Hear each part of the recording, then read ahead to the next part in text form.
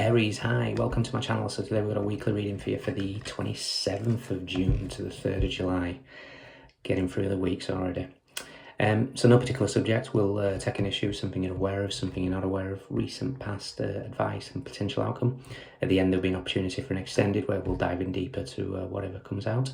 You can watch this for Aries, Sun, Moon, Rising or Venus, or if any of those planets are currently transiting your first house, this could be for you. Cross watchers, you are more than welcome. Once again, thank you for the continued support. Like, share, subscribe, comment. It makes a whole world of difference. It's the easiest way to support the channel. Sends the algorithms far and wide. It's very much appreciated. Yeah, thank you. Pardon me. And the description box has all the information you need. Links to Vimeo and Patreon for the extendeds. Website link for private reads, as well as Instagram link for photos of the spread. So this week we have Neptune going retrograde on the 28th of June to the 3rd of December. So quite a long period, but it's in its own sign of Pisces. So these rose-tinted glasses that we may have about anything in general really can start coming off. Muddy and murky waters begin to clear.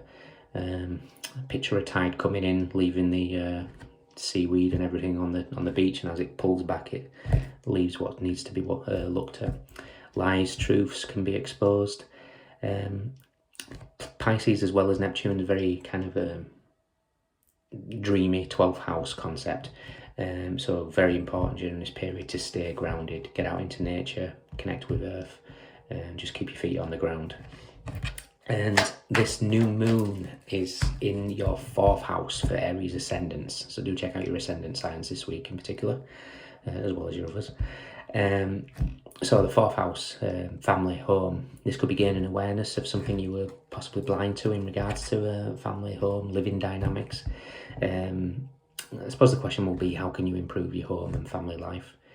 There's it's also, this new moon is conjuncting Black Lilith moon in Cancer itself, and squaring Jupiter in your 1st house. So this could be ideas, goals, choices that you've got for you for being in the 1st house, which might be hitting some sort of opposition from your family, to say the least. They may cause misunderstandings and opposition to your goals, your what you want. But with Black Lilith there, it's usually a case of, I'm not budging, this is my life, my rules. So think of Black Lilith as like the dark goddesses. So there could be some sort of arguments, to say the least, there. Okay, Aries, let's do 2 more.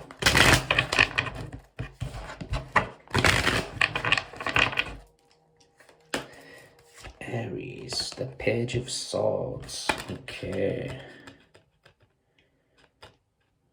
Well, the Page of Swords can be somebody watching, but I'm kind of more focused on gossip here. Gossip and lies. Something we're aware of. Something we're not aware of. Recent past. Advice. Potential outcome. Okay. Yeah, the 7 of Swords, the 5 of Wands and the 2 of Swords. Yes, gossip, lies. The unseen with the 2 of Swords. 4 of Pentacles with a Chariot. 4th house, home. Could be friends, family, that type of thing.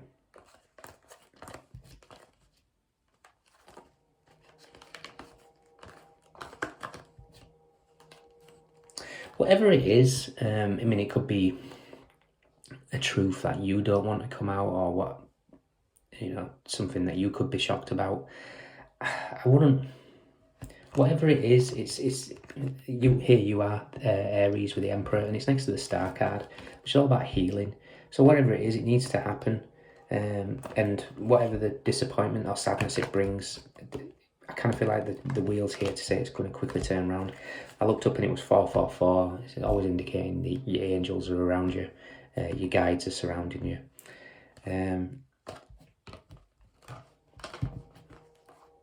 But yeah. Okay.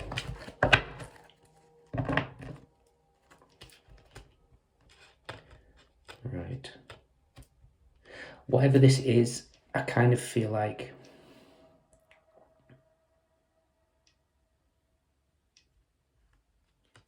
you're in a position where you would cope. You're going to cope much better than if. I'm kind of getting an impression here. If 5 years ago this would have happened, you'd have been possibly angry or something like that, or dismissive, or I don't know. There's something about that, how much you've grown in a process, possibly over the past, well, maybe 7 years. We'll look back, 7 of Pentacles here. It doesn't have to be. That takes us back to 2015. Again, doesn't have to be. But this is just something that your reaction to things is completely different now. And if you're in a situation here where you're going to be tested on your reaction, and possibly you might fail and go back to old ways, because at the end of the day, Black Lilith brings up the stuff that needs to be completely shed and healed. And especially with being in the 4th house of family, this could be a sibling that rubs you up the wrong way. It's like it gets a reaction out of you. It doesn't have to be. You can put this to anything in your life, but this is the concept that's coming into my head at the moment. And even if you fail, even if you react the way that you used to react, don't judge yourself. Show compassion to yourself. And when you do that, you just bring an awareness to the situation. You're just like, oh yeah, could have done better there. Could have, reacted differently. But as long as you have that awareness, it just gets stronger and stronger and stronger. And if it happens again, and if you fail again, doesn't matter. Fail 8 times, get it right on the 9th. But just have compassion for yourself every time. So whatever this is, I mean, it's some sort of truth that's coming to the surface here. That's possibly going to get a reaction of some kind. It would be impossible with such a collective to indicate what it is. Could be something to do with children with the 5 of Wands here, or 5th house, romance. It could be gossip, it could be jealousy.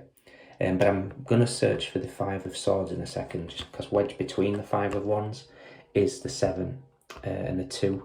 And interestingly, this person is carrying the 5 but leaving the 2. So let's see what's happening with the 2. They're the 5 of Swords, which is defeat, winning at all costs. Not a very pleasant card. So we'll see what's going on.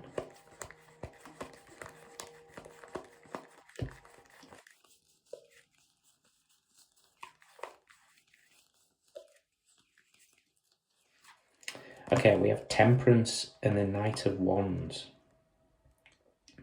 Okay. Could be dealing with a fire sign, in particular Sagittarius, doesn't have to be.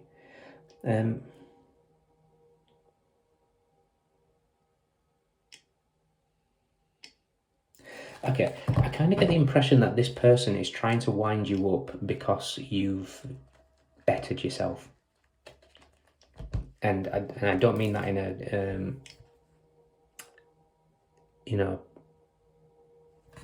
looking down on them or anything like that. There's just no judgment here whatsoever.